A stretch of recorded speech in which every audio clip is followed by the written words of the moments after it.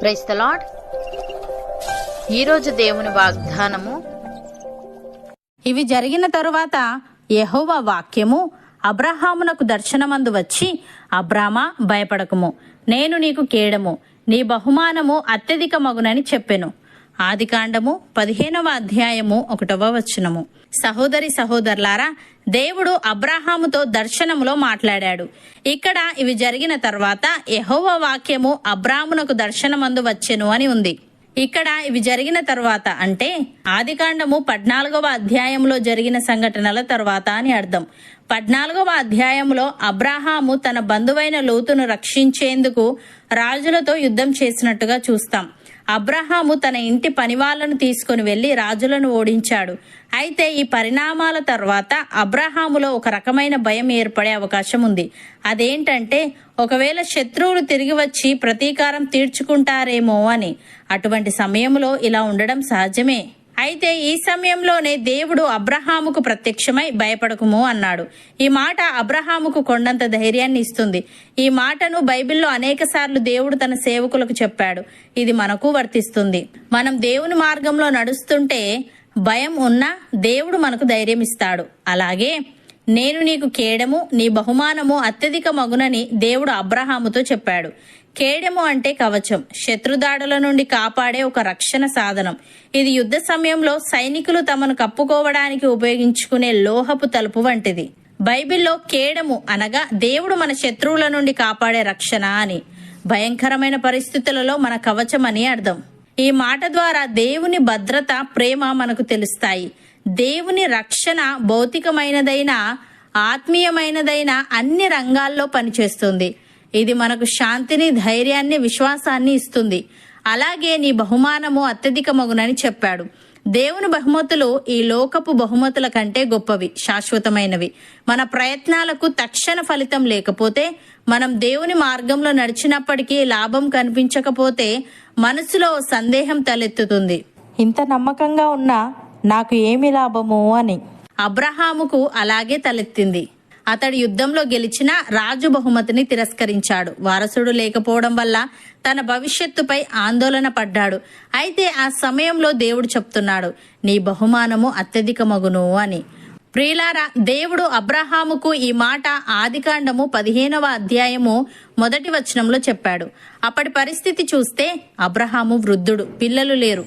తన ఇంటి సేవకుడు ఎలియాజర్ వారసుడు అవుతాడేమో అన్న భయం, భవిష్యత్తుపై స్పష్టత లేక నిరాశ. ఇలాంటి పరిస్థితుల్లో దేవుడు అబ్రహాము జీవితంలో అద్భుతం చేశాడు. అబ్రహాము వయస్సు 100 సంవత్సరాలు, శారా 90 సంవత్సరాలు అయినప్పటికీ దేవుడు తన వాగ్దానాన్ని నెరవేర్చాడు. అబ్రహాముకు ఒక కుమారుణ్ణి ఇచ్చి ఒక బిడ్డకు తండ్రిగా మాత్రమే కాదు, విశ్వాసులందరికీ తండ్రిగా చేశాడు.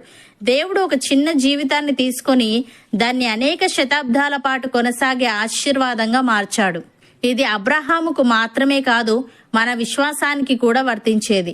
యేసుక్రీస్తు అబ్రహాము వంశంలో పుట్టాడు. ఆయన ద్వారా సమస్త జనములకు రక్షణ, నిత్యజీవం అనే బహుమతి కలిగింది.